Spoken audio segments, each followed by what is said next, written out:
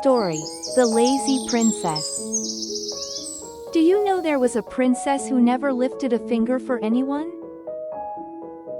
She slept all day, played all day, and everyone thought she would never change. But one night, something strange happened, something no princess expected. She woke up somewhere completely different, and everything she knew was gone. No servants, no castle, no golden gowns. Just hard work waiting for her. What she did next would change her life forever. Watch till the end. In a grand golden castle surrounded by shining fountains and rose gardens lived Princess Alara. She was beautiful beyond words. But there was one thing everyone in the kingdom knew about her. Princess Alara was extremely lazy. She never liked to wake up early, never liked to study, and never lifted a finger to help anyone. When her maids tried to wake her, she would groan, 5 more minutes, which always turned into 5 more hours. Her room was always messy, dresses thrown on the floor, jewelry scattered on her bed, and books collecting dust on her desk. Every morning, Queen Morel would sigh, Alara, you are growing up. One day you must rule this kingdom, and rulers cannot be lazy.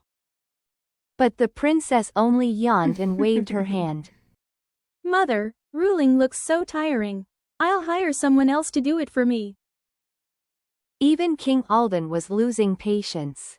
He said one evening, Alara, you must learn the value of work. Nothing good comes to those who sleep through life. Alara just smiled lazily. But father, sleeping is good. It keeps me happy. One stormy night, thunder roared and lightning flashed across the castle towers. Alara was fast asleep, dreaming of endless feasts and silk gowns. Suddenly, she heard a strange voice whisper, "Only those who work shall rise with the sun." Startled, she opened her eyes, but something was wrong. Her golden bed was gone. Alara sat up quickly and looked around. She was lying on a bundle of hay, in a small wooden hut with cracked walls. The floor was dusty, and there was a faint smell of smoke in the air. What is this place? She gasped. When she stepped outside, she saw fields stretching far into the horizon, golden wheat dancing in the wind, a dirt road leading. A kind-looking woman carrying a basket of vegetables stopped and smiled. Ah, you're finally awake, child. I found you sleeping near the river last night. You must have wandered far. Wandered? I'm Princess Alara of the Kingdom of Alden. Take me back to my castle immediately. The woman chuckled softly. Alara frowned. But when her stomach growled loudly, the woman just smiled. That morning, Alara was asked to feed the chickens. She tried to hold the feed basket but spilled half of it on her feet. The hens rushed at her, pecking and clucking angrily. She screamed and ran in circles until she tripped into a pile of hay. The village children laughed kindly, helping her up. One boy teased. Alara snapped. But then she stopped. Who would believe she was a princess here? The next day, the woman, whose name was Marla, asked her to wash clothes by the river. Alara sat by the water, trying to scrub the fabric, but her soft hands hurt with every twist.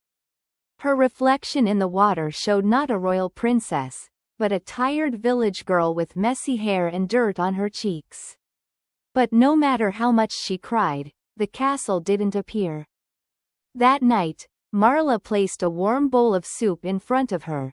"You are working hard, dear," she said. Alara blinked. No one had ever spoken to her like that.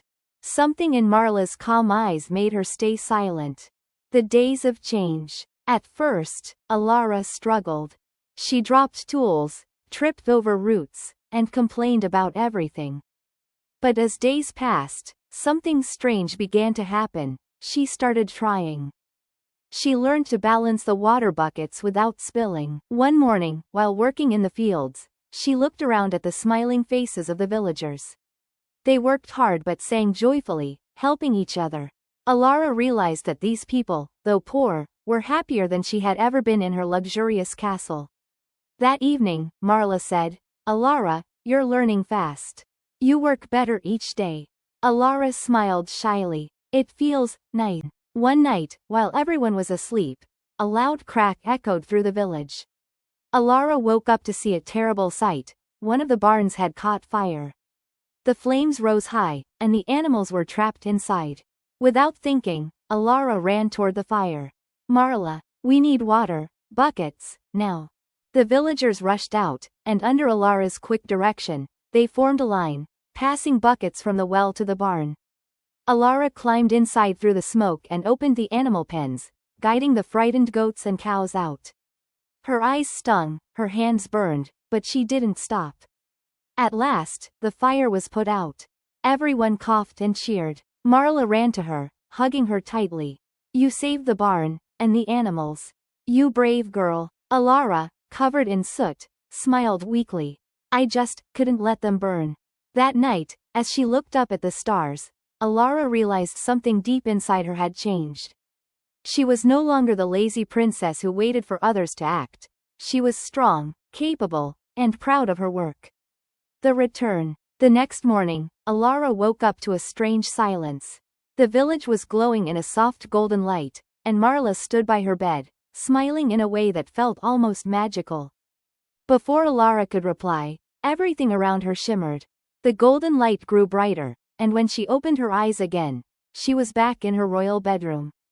Her soft bed, her glittering mirror, her dresses, everything was as before. For a moment, she thought it had all been a dream. But then she looked down at her hands. They were still a little rough from work. A gentle knock came at the door. Princess, breakfast is ready, said her maid. Alara smiled. Thank you, Lyra. But today, I'll come help in the kitchen instead. The maid gasped. Your Highness? You help in the kitchen? Yes, Alara said, tying up her hair. It's about time I did something useful. A princess reborn. From that day on, everything in the castle changed. The servants were shocked to see Princess Alara waking up before sunrise, helping in the gardens, and learning from the royal farmers.